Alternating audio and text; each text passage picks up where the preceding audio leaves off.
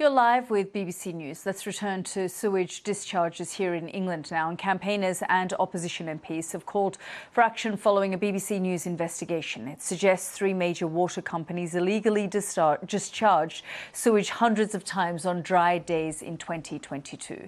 The Environment Agency said it's currently conducting its largest criminal investigation into non-compliance by water companies. Well, let's go live now to Leana Hosea, who co-runs Watershed, an investigative journalism unit focusing on water issues. Thank you very much, Leana, for joining us here on the programme. I mean, we sort of can't emphasise enough that this practice is illegal. Well, water companies are actually allowed to release untreated sewage into waterways, but only in rare circumstances when the system is overloaded. So, for example, in times of extremely heavy rainfall. So spilling during dry weather might indicate that these dumps are illegal. And what your data really shows is that our rivers, which are the lifeblood of our country, are being treated like an open sewer. And now water companies have already in the past been shown to be discharging sewage illegally. The Environment Agency this year fined 4 water companies a total of £94 million for illegally dumping sewage between 2018 and 2022. But they're still doing it, aren't they? I mean, it was done hundreds of times.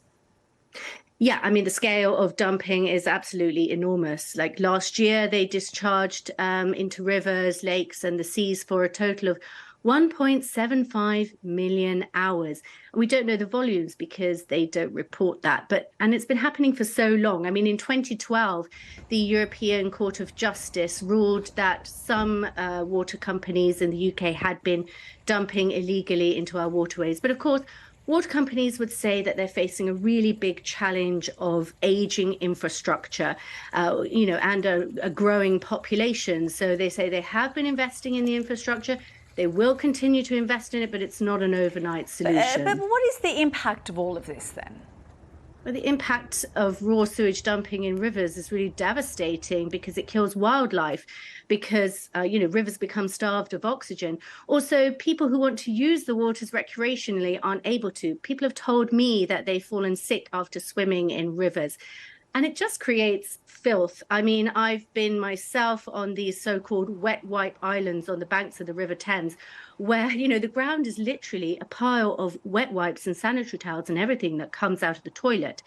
Government data shows that only 14% of England's rivers are in a good ecological status. And the number one reason for that is actually farming pollution. That's animal slurry and fertilizer. But the second reason is sewage dumping. And, it impacts businesses as well. I was down in Cornwall where 11 shellfish areas were closed because of high levels of E. coli. And some shellfish businessmen were saying to me, they're struggling and they blame the government for not, getting the water. I mean, yeah, it's utterly horrific. Leana, what needs to be done? Well, the Environment Agency and the financial regulator Ofwat have 6 cases which are open into illegal sewage dumping. They say it's the biggest investigation that they've ever undertaken. But, there's a huge amount of public anger over this. And a lot of that is directed against the government. I mean, a lot of people blame the regulators for being asleep at the wheel or being too lenient on the water companies. Of course, the Environment Agency says, polluting rivers is unacceptable and they want to hold the water industry to account on a scale never seen before. But just last week, the government sort of announced that they were ripping up some rules to protect our rivers against sewage and farming animal slurry, to allow more housing, the so-called nutrient neutrality issue, where we found a lot of, 74 authorities were unable to kind of build new housing developments because important rivers in those areas were unable to take more sewage. I mean, it just sounds like a mess.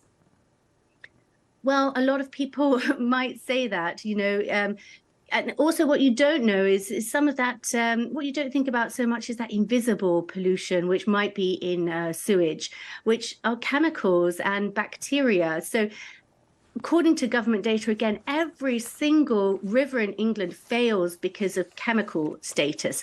And, we found that some of those chemicals might have elevated levels in sewage and slurry and sewage effluent. So it could also be, a source pollution for that too. We'll have to leave it there. Leana, thank you so much for joining us here on the programme. Thank you.